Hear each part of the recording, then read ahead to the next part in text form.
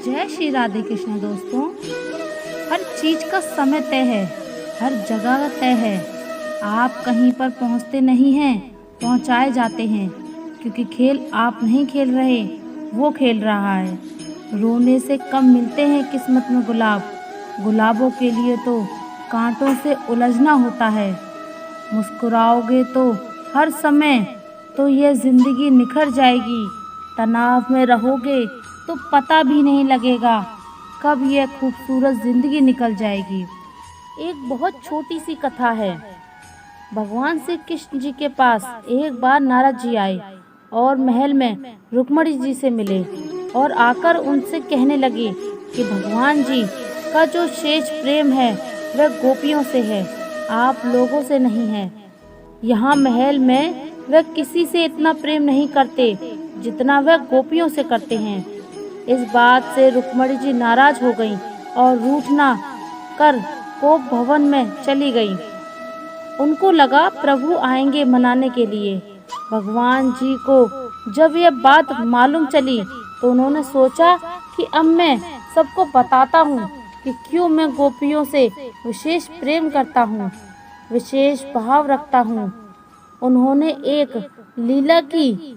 उन्होंने कहा कि मेरा सर दर्द हो रहा है और सर दर्द इतना तेज हो रहा है कि मुझसे चला नहीं जा रहा है, चक्कर आ रहे हैं। वह महल में विश्राम करने लगे और पूरे महल में ये बात फैला दी कि भगवान जी की पीड़ा में हैं, भगवान जी पीड़ा में हैं। यह बात नारद जी तक पहुंची, वह भी दौड़े चले आए। रुक्मणी जी तक पहुंची तो वो भी कोप भवन छोड़कर पहले प्रभु के पास आई कि क्या हो गया। भगवान जी बहुत पीड़ा में हैं, बहुत तेज सर दर्द हो रहा है। नारद जी ने कहा प्रभु क्या किया जाए। इसी बीच में सत्यभामा जी भी आ गईं। अब सब परेशान हो रही थी, पूछ रही थी क्या किया जाए। वैद्य को बुलाया गया, उपचार करवाया गया, लेकिन सर दर्द ठीक नहीं हो रहा था। भगवान जी ने कहा कि किसी और अच्छे वैद्य को बुला दीजिए, इलाज करवाइए, बहुत पीड़ा हो रही है। बड़े से बड़े वैद्य आ गए, लेकिन सर दर्द ठीक नहीं हो रहा था। तो नारद जी गए प्रभु के पास, जाकर उनको प्रणाम करके कहने लगे कि प्रभु मुझे तो बता दीजिए कि सर दर्द कैसे ठीक होगा, क्योंकि आपको तो सब पता है, आप इतनी पीड़ा में हैं, इतने दर्द में हैं, मुझसे देखा नहीं जा रहा है। तो भगवान जी ने कहा कि इसका उपाय बहुत आसान है, लेकिन लगता नहीं कि कोई मानेगा। तो नारद जी ने कहा कि बताइए प्रभु, यह काम मैं खुद कर दूंगा, अगर कोई नहीं करेगा तो मैं स्वयं करूंगा। भगवान जी ने कहा मुझे बहुत पीड़ा हो रही है, बहुत दर्द हो रहा है, और इस दर्द का सिर्फ एक ही उपाय है कि कोई भी जो मुझसे विशेष प्रेम करता हो अपने चरणों की धूल दे दे, अपने चरणों की मिट्टी दे दे, उसे कपड़े में बांधकर पट्टी बनाकर सिर पर बांध लूंगा तो तुरंत सर दर्द ठीक हो जाएगा। तब नारद जी कहने लगे प्रभु ये कैसा काम बता दिया, मैं तो ये काम नहीं कर सकता। मेरे चरणों की धूल आपके सर तक पहुंच जाए ये हो ही नहीं सकता। तो प्रभु ने कहा किसी और से पूछ लो। नारद जी गए रुक्मणी जी के पास, जाकर उपाय बताया कि भगवान जी ने चरणों की धूल मांगी है मस्तिष्क पर लगाने के लिए। रुक्मणी जी कहने लगी कि आप ये क्या कह रहे हैं, मुझे नरक भेजेंगे क्या? मेरे चरणों की धूल भगवान के मस्तिष्क तक पहुंच जाए ऐसा मैं होने नहीं दूंगी। नारद जी फिर सत्यभामा जी के पास गए। उन्होंने कहा नहीं नहीं, मैं ऐसा कैसे कर सकती हूँ, और रोने लगी कि नारद जी क्या बात कर रहे हो आप। नारद जी फिर दौड़े चले गए और कहने लगे प्रभु कोई मानने को तैयार नहीं है। भगवान जी ने कहा तुम वृंदावन चले जाओ, गोपियों को कहना कि मेरे सर में दर्द हो रहा है और ठीक इसी तरीके से होगा, और कोई उपाय नहीं है। नारद जी बिना देरी के वृंदावन पहुँचे।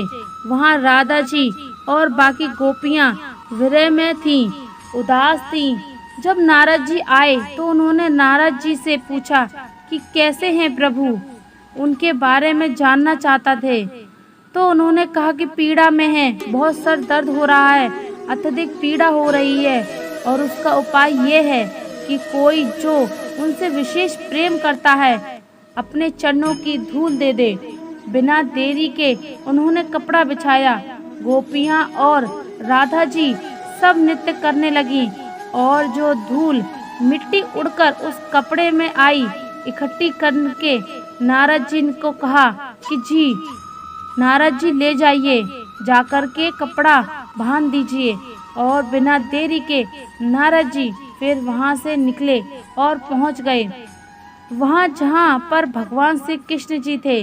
जाकर वह कपड़ा उनके सर पर बांधा और कुछ ही क्षणों में उनका सर दर्द ठीक हो गया। भगवान जी ने उस दिन सबको बताया कि क्यों वह गोपियों से अत्यधिक प्रेम रखते हैं। उन्होंने कहा कि वह निश्चल भाव रखती हैं, निश्चल प्रेम करती हैं, कोई छल कपट नहीं है। वह यह भी नहीं सोचती कि कोई कितना तुमसे मुझसे प्रेम करता है या नहीं। वह अपनी ओर से भक्ति करती हैं, सरलता है उनकी भक्ति में, इसलिए मेरा उन पर विशेष स्नेह है। उन्होंने एक पल के लिए भी ये नहीं सोचा कि उन्हें नरक मिल जाएगा। उन्होंने सिर्फ ये सोचा कि प्रभु की पीड़ा में है, उनकी पीड़ा ठीक हो जाए। दोस्तों, बहुत छोटी सी कथा है पर ये सीख दे सकती है कि जीवन में भक्ति करनी है तो सरलता के साथ कीजिए, संपूर्ण विश्वास उन पर रखिए जो आप चाहते हैं, जीवन में आपको अवश्य मिलेगा। श्री कृष्ण कहते हैं तुम्हारे रोने से तुम्हारा भाग्य नहीं बदल सकता, तुम्हारा भाग्य तो तुम्हारे कर्मों से बदलेगा। इसलिए रोना और चिंता करना छोड़ो, अपनी ऊर्जा को रोने में व्यर्थ करने से बेहतर है कि इसका उपयोग समाधान ढूंढने में किया जाए। जिंदगी में कितना भी कठिन समय और दुख आ जाए, कभी उससे भागना मत, बल्कि निर्भय होकर उनका डटकर सामना करना। ईश्वर सिर्फ मिलाने का कार्य करते हैं, संबंधों में दूरियां, नजदीकियां बढ़ाने का कार्य मनुष्य स्वयं करता है। श्री कृष्ण कहते हैं कि इंसान के धैर्य और धर्म की परीक्षा कठिन समय में ही होती है। जब समय आपके विपरीत चल रहा हो तो शांत रहना सबसे बेहतर होता है। एक लोक कथा के अनुसार ईश्वर ने सर्वप्रथम गायक को बनाया था, आदेश दिया कि तुम पृथ्वी पर जाकर मनुष्य की सेवा करना और 60 वर्ष की आयु दे दी। गाय ने कहा यह जीवन तो बहुत कष्टकारक है, मुझे 60 नहीं केवल 20 वर्ष का जीवन दे दो। ईश्वर ने कहा ऐसा ही हो। फिर कुत्ते की रचना की और कहा तुम दिन भर घर के दरवाजे पर बैठो और रखवाली करो, तुम्हें 20 साल दिए। कुत्ते ने कहा भौंकने के लिए 10 वर्ष बहुत हैं। महाराज तो उसे 10 वर्ष दे दिए। फिर बंदर की रचना हुई और कहा कि तुम लोगों का मनोरंजन करो, तुम्हें भी 20 वर्ष का समय देते हैं। बंदर ने मायूस होकर कहा इस कठिन जीवन के लिए 10 वर्ष ही बहुत है। ईश्वर ने कहा ऐसा ही हो। नंबर आया मनुष्य का। ईश्वर बोले पृथ्वी पर जाकर खाओ, सो, खेलो, कोई काम नहीं करना, केवल आनंद लो, तुम्हें 20 वर्ष दिए। मनुष्य ने कहा 20 वर्ष बहुत कम है, मुझे गाय द्वारा छोड़े गए 40 वर्ष, कुत्ते और बंदर द्वारा छोड़े गए 10-10 वर्ष भी दे दो। ईश्वर ने कहा ऐसा ही हो। अब मनुष्य जीवन के प्रथम 20 वर्ष केवल खाता है, सोता है, खेलता है और बस आनंद लेता है। अगले 40 वर्ष गाय की तरह गृहस्थ की नाव चलाता है और फिर 10 वर्ष अपने नाती पोतों को बंदर की तरह नकल करके उनका मनोरंजन करता है और जीवन के अंतिम 10 वर्ष में कुत्ते की भांति घर के बाहर दरवाजे पर बैठकर रखवाली करने के लिए साथ साथ आने जाने वाले लोगों का पर आना आवश्यक रूप से बकता है। यही जीवन की सच्चाई है। आज यदि बुरा समय चल रहा है तो कल अच्छा समय अवश्य आएगा। आप केवल निस्वार्थ भाव से अपना निश्चल कर्म करते रहिए। लेकिन क्योंकि देखा जाए जो केवल यही आपके हाथ में है। हमारे द्वारा किए गए किसी भी कर्म का परिणाम क्या होगा, हमें उसका फल नहीं मिलेगा, और कब मिलेगा यह तो सिर्फ ऊपर वाला ही जानता है। श्री कृष्ण कहते हैं कि भक्ति में अगर मन लगने लगे तो समझना कि आपने भगवान को नहीं बल्कि भगवान ने आपको चुना है। ईश्वर सिर्फ दिशा दिखाता है, उस पथ पर चलना तुम्हारा काम है। और वास्तविकता में अगर तुम चलना ही नहीं चाहते तो फिर तुम्हारा ईश्वर को दोष देना व्यर्थ है। विज्ञान कहता है जीभ पर लगी चोट सबसे जल्दी ठीक होती है, लेकिन ज्ञान कहता है कि जीभ से लगी चोट कभी ठीक नहीं होती। रात की मुट्ठी में एक सुबह भी है, शर्त यह है कि पहले जी भर के अंधेरा तो देख लो। याद रखिए, सबसे बड़ा अपराध अन्याय सहना और गलत के साथ समझौता करना है। धुआं भी ढूंढ ही लेता है अपना वजूद, कभी खुद को खोकर तो कभी हवा का होकर। श्री कृष्ण कहते हैं क्रोध में बोला हुआ एक कठोर शब्द भी इतना जहरीला हो सकता है कि आपकी 1000 प्यारी बातों को भी एक बार में ही नष्ट कर सकता है। खुद से दोस्ती हुई तो पता चला कि मुझसे बेहतर मुझे कोई और नहीं जानता।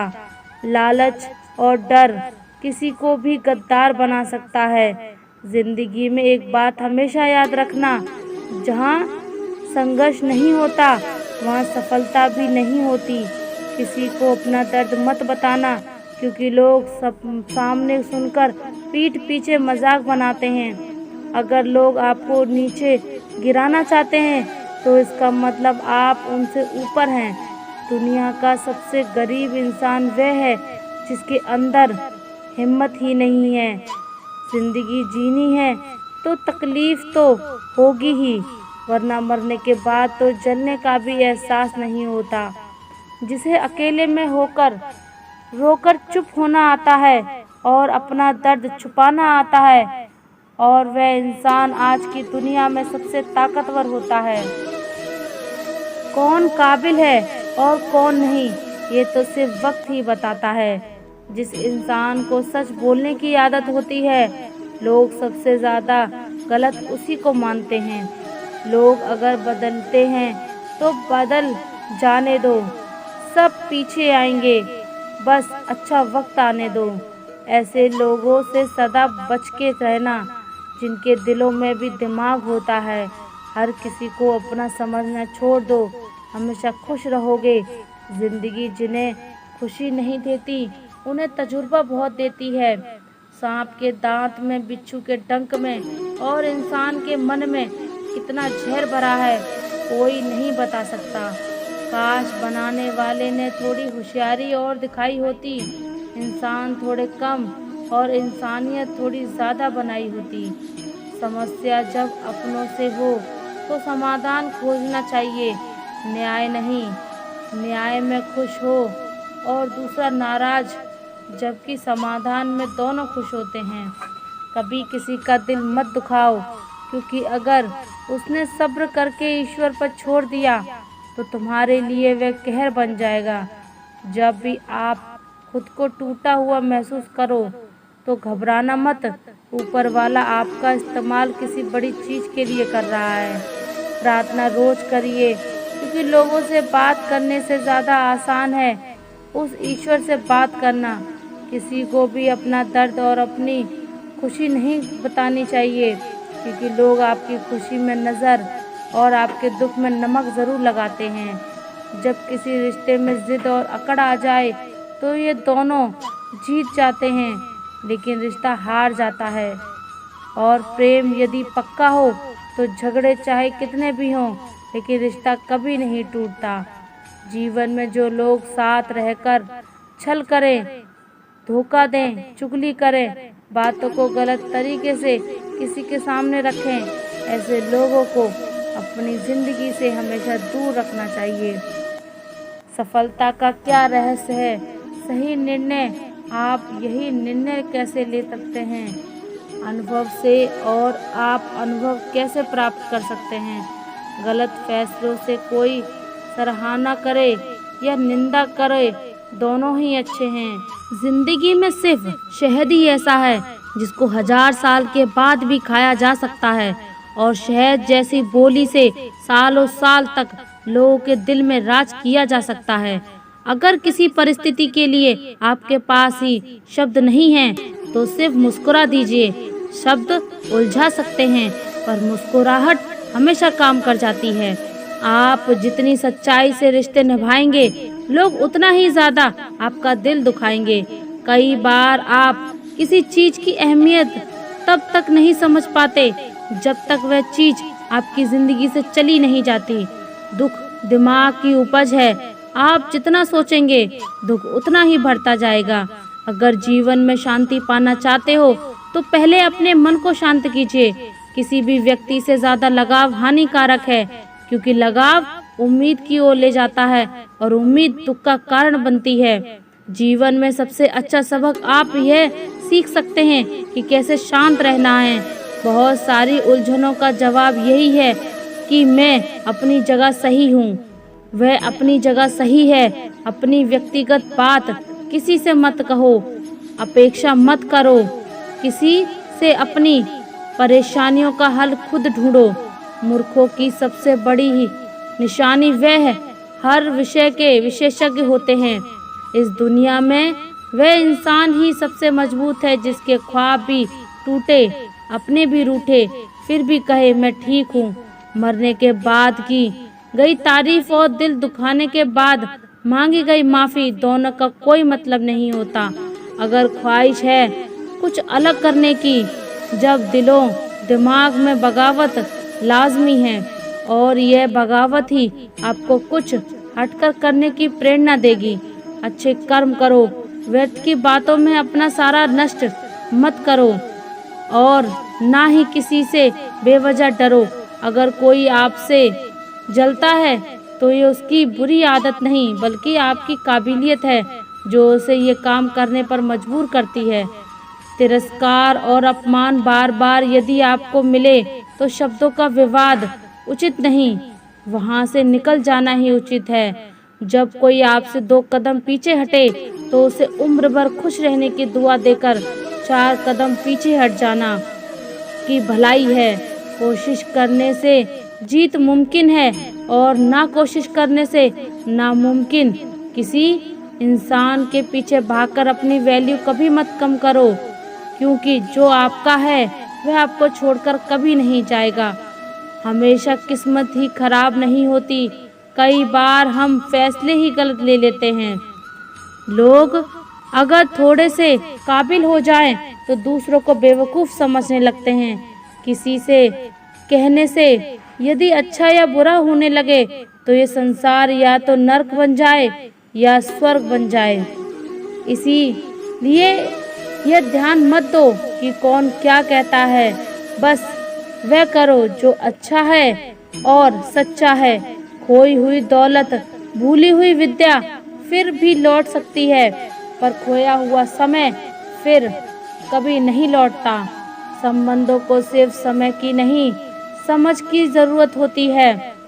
सुई बनकर रहे, कैंची बनकर नहीं। सुई 2 को 1 कर देती है और कैंची 2 को 1 को 2 कर देती है। जब तक खुद दर्द से ना गुजरो, दूसरों के दर्द का एहसास नहीं होता। किसी भी चीज़ का पछतावा ना करें। अगर वह अच्छा है तो बेहतरीन है, अगर वह बुरा है तो अनुभव है। याददाश्त का कमज़ोर होना इतनी भी बुरी बात नहीं। बेचैन रहते हैं वो लोग जिन्हें हर बात याद रहती है। खुशियों का कोई रास्ता नहीं, खुश रहना ही एक रास्ता है। कर्मों से डरिए, ईश्वर से नहीं। ईश्वर माफ़ कर देता है, कर्म नहीं। लोग चेहरे को साफ रखते हैं जिस पर लोगों की नज़र होती है, लेकिन दिल और कर्म साफ नहीं रखते जिस पर भगवान की नज़र होती है।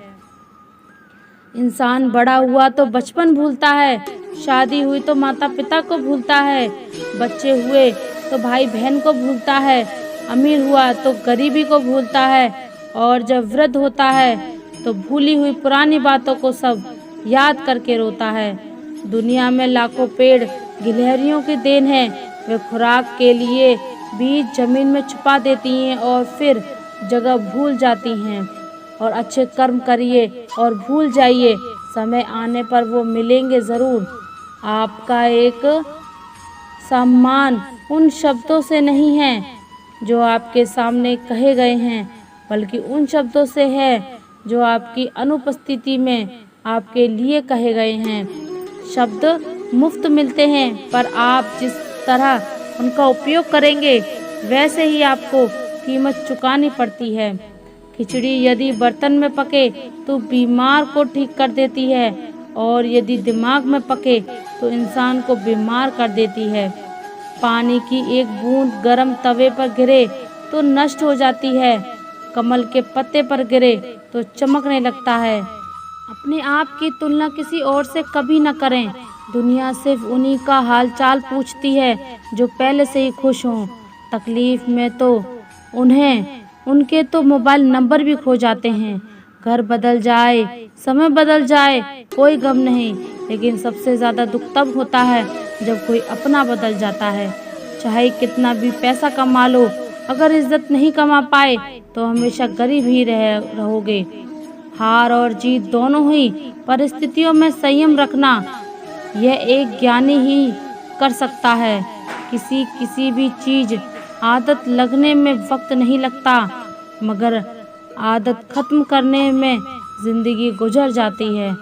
भावनाओं को समझने वाला एक अनपढ़ इंसान दुनिया का सबसे बड़ा लिखा इंसान है। मुझे सुनने के लिए धन्यवाद। दोस्तों, मिलते हैं अगली वीडियो में एक नई सीख के साथ। और अगर आप हमारे चैनल पर नए हैं तो चैनल को सब्सक्राइब कर लीजिए और कमेंट में जय श्री राधे कृष्णा जरूर लिख दीजिए। धन्यवाद।